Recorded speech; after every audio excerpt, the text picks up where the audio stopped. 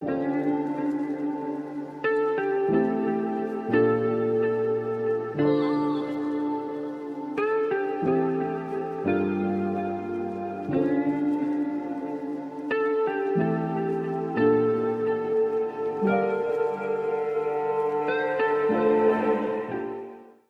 a todos e todas, meu nome é Inaê Lopes dos Santos, eu sou doutora em História pela Universidade de São Paulo e professora de História das Américas na Universidade Federal Fluminense. A ideia hoje é trabalhar com um tema que atravessou boa parte da minha trajetória como mestranda e doutoranda e que até hoje faz parte da minha agenda de pesquisa, que é a escravidão e a liberdade no Rio de Janeiro do século XIX. Então, hoje a gente vai trabalhar com o Rio Negro, escravidão e liberdade no Rio de Janeiro no século XIX. Esse tema faz parte da coluna Nossas Histórias, que é uma parceria da Rede de Historiadoras Negras e Historiadores Negros, da qual eu faço parte, do Acervo Cultna e também do portal Guelé 10. Para começar a pensar nesse Rio de Janeiro negro, é preciso pontuar uma questão que,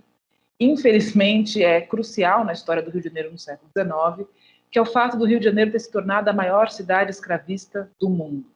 Isso ocorre justamente ao longo do 800, ao longo do século XIX, e esse título pouco honroso que a cidade do Rio de Janeiro tem nesse período se deve a uma série de escolhas políticas feitas pelas elites brasileiras, no primeiro momento pelas elites portuguesas, quando o Rio de Janeiro se transforma na capital da corte do Império Português, em 1808, e depois, a partir de 1822, quando o Rio de Janeiro se transforma na corte ou na capital do Império do Brasil. Em ambas as situações, que são momentos importantes da história cívica brasileira e que explicam, inclusive, o processo de independência do país e de formação do Estado Nacional Brasileiro, o que nós observamos é uma pactuação por meio da classe política, boa parte dela fazia parte também, né, da classe econômica brasileira, em prol da escravidão. Um pacto que foi silenciado na Carta Constitucional Brasileira, na primeira Carta Constitucional de 1824, na medida em que a palavra escravidão ou a palavra escravo não é mencionada em nenhum momento. Temos apenas o artigo 179, no qual está garantido a todos os cidadãos brasileiros o direito à propriedade privada. Então, a pessoa escravizada se enquadraria nessa propriedade privada. E o que a gente observa por meio de estudos que analisaram a história política do Brasil, né, é justamente uma série de medidas que foram tomadas pelas elites brasileiras, e uma elite basicamente não só ela, não só no Rio de Janeiro, enfim, né, mas o Rio de Janeiro acabou centralizando as decisões justamente por ser esse locus de poder político do Império do Brasil, uma série de decisões que pautaram essa repactuação pela escravidão ao longo do século XIX. Então, a gente tem esse primeiro momento em 1822, depois há uma série de repactuações que impedem, né, e que dificultam, na verdade, a abolição do tráfico transatlântico, que havia sido, inclusive, uma condição que a Inglaterra, a maior parceira econômica da América Portuguesa e depois do Império do Brasil, havia dado para reconhecer a independência brasileira. Então, ao longo de os primeiros 9 anos, né, o primeiro reinado do Brasil, durante o governo de Dom Pedro I, o que nós observamos são uma série de medidas diplomáticas para dificultar a assinatura dessa abolição do tráfico transatlântico, o que acontece efetivamente depois da queda, da saída de Dom Pedro I, quando se instaura o governo regencial no país, né, depois da abdicação de Dom Pedro I, quando é instaurado o governo regencial. E o que se observa a partir de meados da década de 1830 é a reabertura do tráfico transatlântico na ilegalidade, ou seja, existiu uma lei brasileira que proibia o tráfico de africanos escravizados e, mesmo desrespeitando essa lei, a elite política brasileira se organiza para fazer com que esse tráfico funcionasse na ilegalidade. É nesse contexto que Rio de Janeiro se transforma na maior cidade escravista do mundo. Então, Então, boa parte dos escravizados que compuseram, né, essa cidade, essa população escravizada, eram africanos, homens e mulheres que estavam ilegalmente reduzidos à condição de escravidão aqui no Brasil. Bom, dito isso, né, que é uma dimensão que eu considero fundamental, sobretudo porque estamos às vésperas da comemoração dos 200 anos da independência do Brasil, e é preciso entender que o Brasil é um país que, fazendo uso das palavras do historiador Luiz Felipe de Alencastro, nasce apostando na escravidão para o seu futuro, e é uma aposta que durante muito tempo deu certo para os seus apostadores, ou seja, para essa oligarquia política que era também proprietária de escravizados. Essa escolha, ela atravessa a experiência do Brasil no período imperial e no caso específico da cidade do Rio de Janeiro. Vale lembrar que era na cidade do Rio de Janeiro que estava o Mercado do Valongo, o maior complexo de desembarque de africanos escravizados das Américas, o porto que mais recebeu africanos escravizados também no continente americano. Aproximadamente 1 bilhão de homens e mulheres e crianças africanos desembarcaram no Valongo e depois rumaram para outras regiões do Brasil. Lembrando que o mercado do Valongo, ou Cais do Valongo, né, foi um mercado que funcionou entre os anos de 1758 a 1831. Então, num intervalo menor do que um século, esse cais, esse mercado, esse, na verdade, complexo, acabou recebendo 1 milhão de homens e mulheres vindos do continente africano na condição de escravizados. Lembrando aqui também que o cômputo geral de desembarque de africanos escravizados, né, em todo o continente americano gira em torno dos 12 milhões. Então, 1/12 desse número estava vinculado não só à cidade do Rio de Janeiro, mas especificamente ao porto do Valongo, ao Cais do Valongo, que depois de um processo muito importante foi reconhecido como patrimônio da humanidade e que agora está passando, inclusive, por algumas mudanças para que o complexo arqueológico que restou, de fato, faça jus a esse monumento que precisa ser relembrado para mostrar que a história brasileira está muito longe de ser a história pacífica e cordial que durante muito tempo foi ensinado nas escolas brasileiras. Esse grande número de africanos escravizados e dos seus descendentes, né, os que não conseguiam comprar liberdade, continuavam vivendo sob a égide da escravidão, o grande número, né, da população escravizada se explica por uma característica específica do universo urbano, né, e que era compartilhado por outras cidades escravistas das Américas, que é a atividade do negro de ganho, ou do escravo de ganho, que eram homens e mulheres escravizados que terceirizavam a sua mão de obra, né, então eles arrendavam a sua força de trabalho para terceiros, recebiam um pecúlio, recebiam uma quantia, uma jornada um jornal, enfim, uma quantia específica de dinheiro para realizar essas atividades, e eles tinham um acordo previamente estipulado com os seus senhores ou senhoras, acordos nos quais ficava, né, determinado uma quantia que devia ser paga sazonalmente para esses senhores. Essa sazonalidade geralmente era de 15 dias a 1 mês, né? Então, a cada 15 dias ou a cada mês, esses escravizados ou escravizadas entregavam para os seus senhores a quantia previamente estabelecida. Num primeiro momento, né, olhando para esse acordo, que era um acordo apalavrado, não existia nenhum tipo de documento que referendasse essa atividade, inclusive nenhuma das cidades escravistas do Brasil e das Américas a gente encontra uma jurisprudência, né, que organizasse a atividade do trabalho de ganho. O que a gente observa é que essa possibilidade de arrendar sua força de trabalho para terceiros fez com que os escravizados, né, os escravizados que viviam na cidade, os escravos de ganho, tivessem uma grande autonomia de trânsito, né? Justamente para poder executar as mais variadas tarefas, eles eram carregadores das alfândegas, quituteiras, vendedores, padeiros, trabalhavam calçando as ruas das cidades, trabalhavam como barbeiros cirurgiões, enfim, era uma infinidade de atividades que eram executadas por escravizados, tanto os africanos como os nascidos aqui no Brasil, e essa possibilidade de arrendar a sua força de trabalho para terceiros fez com que essa autonomia atravessasse a experiência desses africanos e que muitas vezes representasse a possibilidade desses homens e dessas mulheres viverem distante de seus senhores. Né? Existiam inúmeros casos na historiografia, a historiografia apresenta isso, então existem muitos documentos, sobretudo documentos coletados e produzidos pela polícia da corte, né, uma polícia que foi instaurada em 1808 com a vinda da família imperial e que, no caso do Rio de Janeiro, acaba tendo uma função muito importante no controle da cidade, da corte. Né? Então, a Polícia Militar nasce dessa Intendência Geral de Polícia da Corte, que vem uma espécie de duplicação da que existia em Lisboa, vem para o Rio de Janeiro em 1808, e que ganha mais uma função, né, porque no caso do Rio de Janeiro, a nova corte, existia essa massa de escravizados, que era algo que não existia há muito tempo na cidade de Lisboa. Né? Na verdade, nunca existiu com essa mesma dimensão. Bom,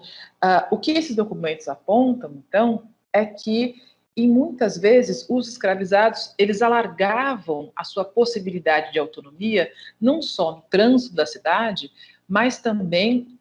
na experiência de vida no espaço urbano. Então, eles viviam sobre si. Esse, inclusive, é um termo de época, viver sobre si. Significava que eles, muitas vezes, não moravam nas mesmas casas que seus senhores, eles usavam parte do dinheiro que eles recebiam,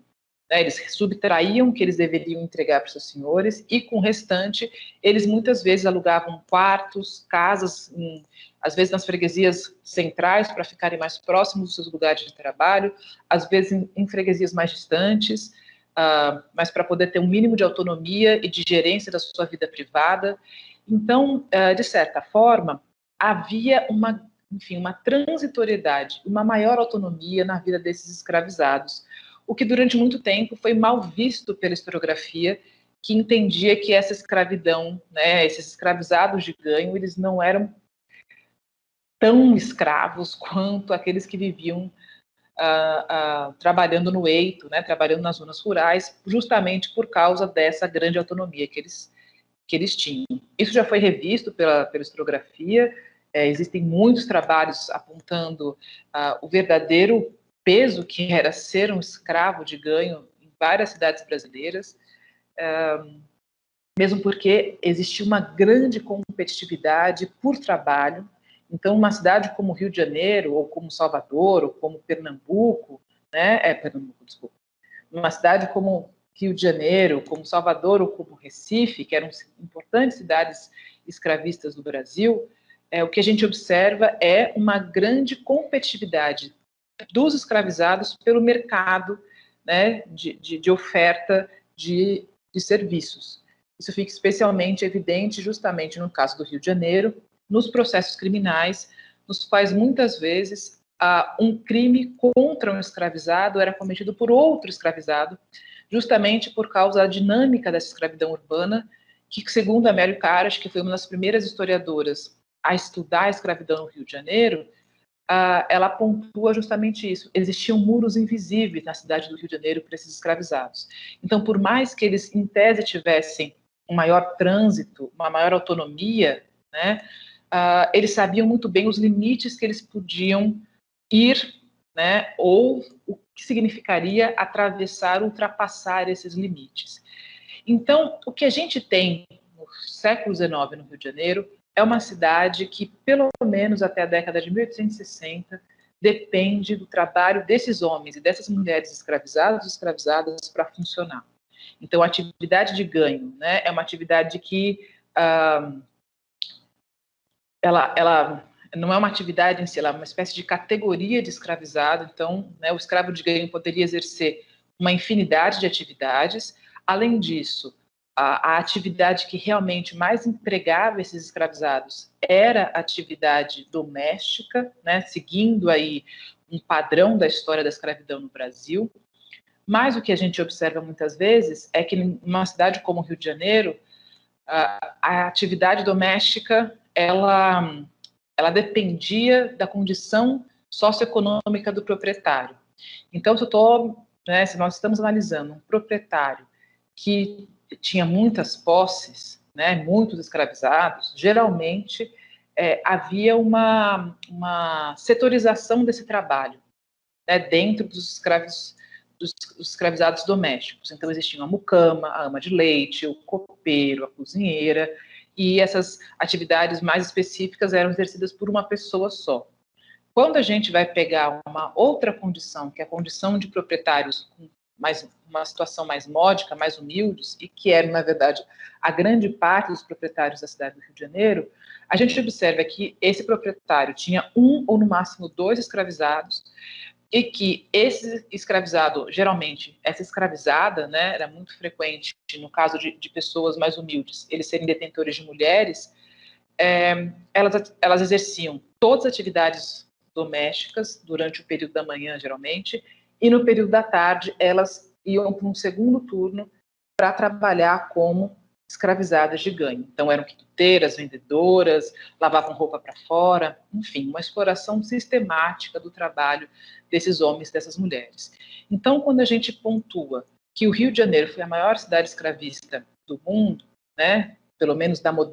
durante a época moderna, né, ou o que diz respeito à escravidão moderna, que é a escravidão que se constitui a partir do século XVI e desse encontro que forma o mundo atlântico, né, entre Europa, América e África, e uma escravidão que, vale dizer, é racializada, o que a gente observa é a aposta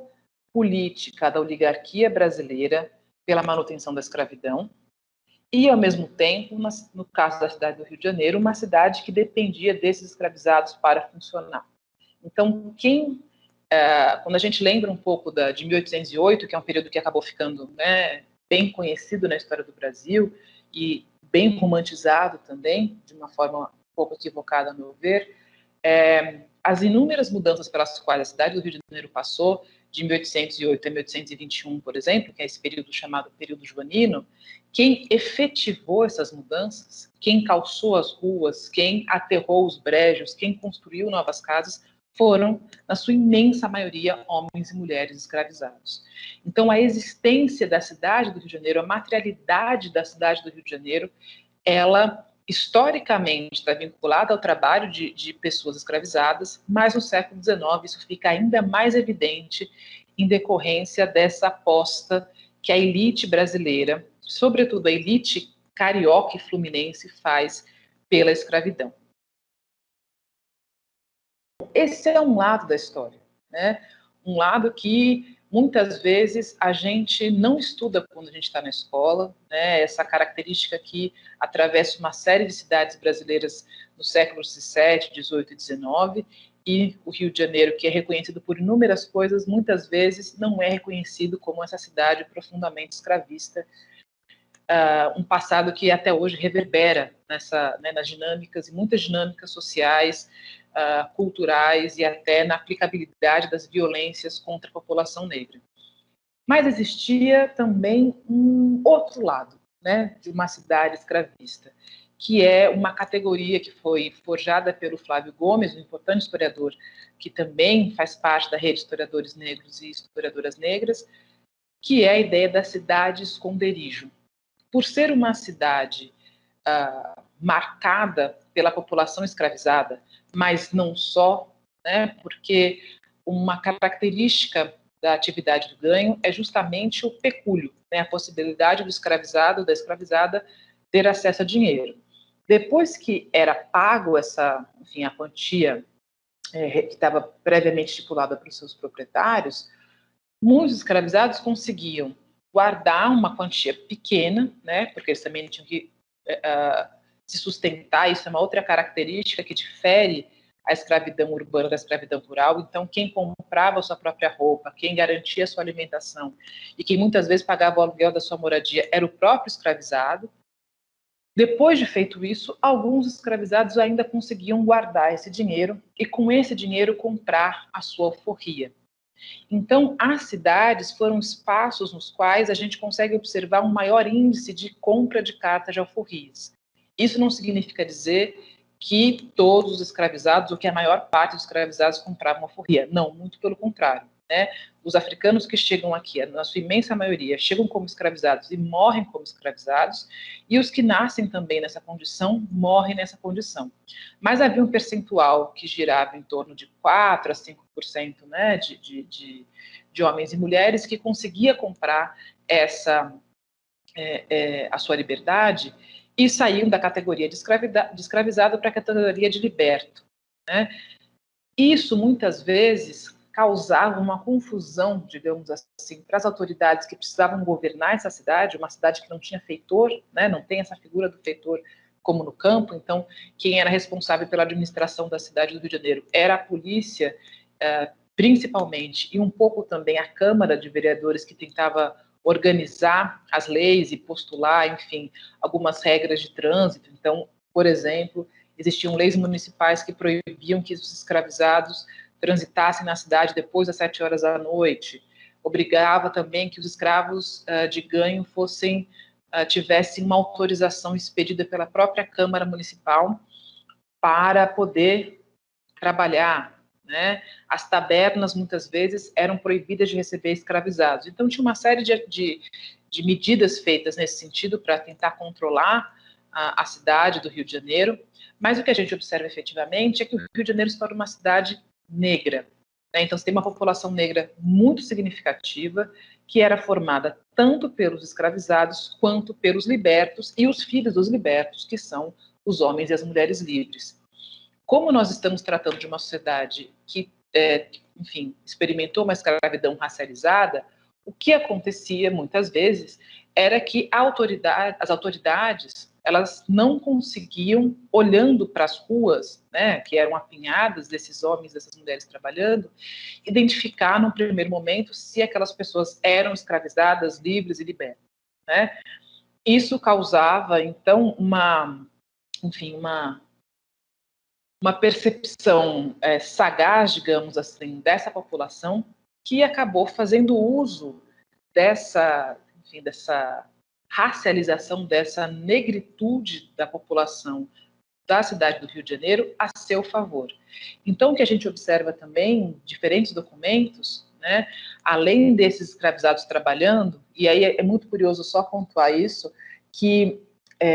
boa parte dos registros que a gente tem nesse período, sobretudo registros iconográficos, foram feitos por viajantes europeus que visitaram o Rio de Janeiro, justamente pelo Rio de Janeiro ser a capital do Império, então era uma cidade muito atrativa, sobretudo do ponto de vista econômico, mas também cultural. Então, muitos viajantes registraram, inclusive às vezes com alguma estranheza, porque eles vinham de sociedades que não eram escravistas mais, né? Eles registravam, a partir da perspectiva deles, o que eles estavam vendo como um cotidiano desses escravizados. Então, é muito comum nessas imagens, nessas litogravuras ou gravuras feitas por esses viajantes, a gente observar cenas desses escravizados trabalhando nas mais variadas atividades urbanas, mas também deles ressignificando as cidades, e essa ressignificação passava, inevitavelmente, pela possibilidade de experiências de liberdade. Essas experiências poderiam ser experiências que duravam horas. Então, a capoeira, por exemplo, né, uma roda de capoeira poderia ser um momento de experiência de liberdade para um escravizado.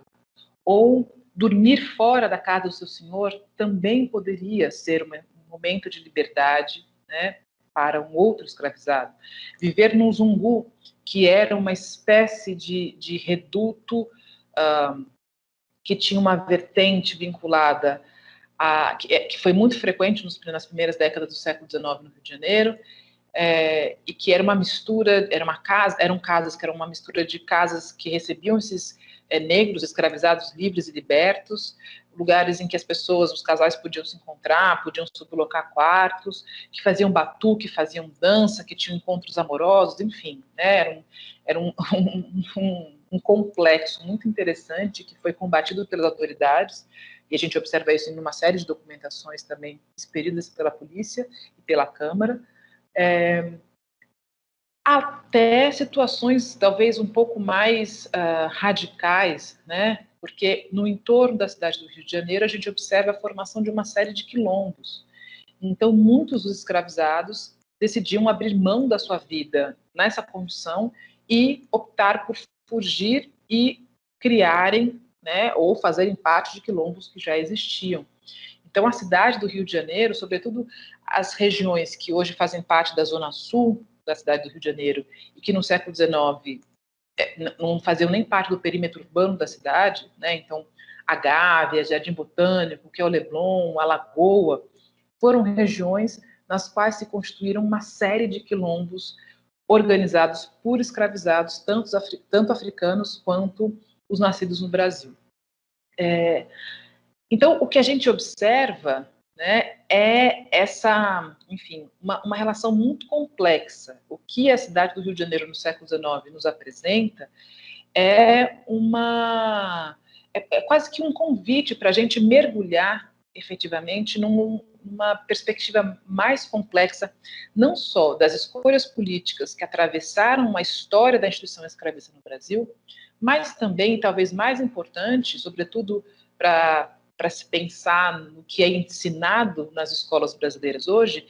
entender os escravizados como sujeitos históricos, que mesmo na condição de escravizados, conseguiram não só trabalhar, então nós devemos a esses homens e essas mulheres boa parte da materialidade da qual, né, nós usufruímos hoje, estamos falando de ruas, de edifícios, né, e assim por diante, mas também da relação que eles criaram com o espaço, da possibilidade de transformar o espaço público num espaço de batuque, né? Os chafarizes, por exemplo, eram lugares que começaram a ser muito vigiados pelas autoridades, porque como o Rio de Janeiro sempre teve um problema crônico de fornecimento de água potável, muitos escravizados iam aos chafarizes justamente para buscar água para levar para casa os seus senhores. Então, os chafarizes que existiam na cidade do Rio de Janeiro acabaram se tornando uma espécie de ponto de encontro desses escravizados, mais um espaço em que a liberdade podia ser tecida, né? Então, além da gente entender, quer dizer, ao entender a complexidade do que era a vida de um escravo no espaço urbano, e que muitas dessas questões também são possíveis de serem levadas para pensar o escravo rural, mas pensando especificamente no caso do escravo urbano, porque ele tem essa especificidade vinculada à sua maior autonomia de trânsito, quando a gente mergulha com mais cuidado nas dinâmicas, né, que pautaram a vida desses homens e dessas mulheres, a gente inclusive vai conseguir entender que o conceito de liberdade ele precisa ser repensado, né? Porque a liberdade, claro, que existia uma questão jurídica e isso é fundamental inclusive na própria experiência desses homens, dessas mulheres escravizados, mas a existência, a vida na escravidão, ela também foi vivida em muitos casos a partir da tessitura de relações e de momentos de liberdade que muitas vezes foram fundamentais para que a liberdade efetiva e jurídica fosse alcançada. E aí, para finalizar, eu queria lembrar, né, uma situação que passa pela cidade do Rio de Janeiro, tanto pelo fato da cidade do Rio de Janeiro ser a capital do Império e também uma cidade marcadamente escravista, e que está vinculada a uma data que nós vamos comemorar agora, que é os 150 anos da proclamação da Lei do Ventre Livre, que é a primeira lei efetivamente abolicionista do Brasil, mas uma lei que é isso mesmo, uma lei abolicionista do Brasil. Então, ela tem uma série de limitações que indicam muito bem que essa oligarquia brasileira ainda estava refutando muito em prol da causa abolicionista. Essa lei que garantia que os filhos das escravizadas, a partir de então, fossem livres, tinha ali algumas cláusulas que colocava que, na verdade, para que o proprietário não saísse, né, perdendo, porque o que determinava a condição de um escravizado é ter nascido de um ventre livre, é de um ventre escravo, desculpa. Então, essa lei, ela, de certa forma, rompe com a reprodutividade natural da escravidão, né? Qual que era a limitação dessa lei? Então, a partir do dia 28 de setembro de 1871, os escravizados, as crianças que nascessem, os ingênuos que nascessem, né, a partir daquela data, de ventres escravizados, seriam, na verdade, livres. Só que havia justamente uma limitação que, para, enfim, né, não deixar os proprietários desesperados, que dizia que os proprietários poderiam fazer uso, os proprietários tinham duas opções. Eles poderiam fazer uso dos serviços desse ingênuo durante os seus primeiros 21 anos de vida, ou então eles poderiam receber uma quantia de 600 mil réis para que, da compra, né, da liberdade efetiva dessas crianças. O que a gente observa, então, é uma lei que tem um caráter perverso, ou seja, uma lei que ainda mantém, né, que desnuda, na realidade, uma série de, enfim, a espinha dorsal, né, da estrutura escravista da sociedade brasileira, sobretudo da sua oligarquia, das suas elites. Mas o que a gente observa em contraposição a isso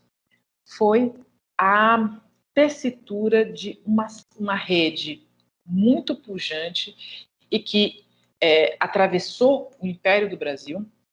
de mulheres, de mães, né, que rumavam para a cidade do Rio de Janeiro, muitas vezes para pedir para a figura de Dom Pedro II, o imperador, né, pedir enfim, não exatamente uma clemência, mas para solicitar e para facilitar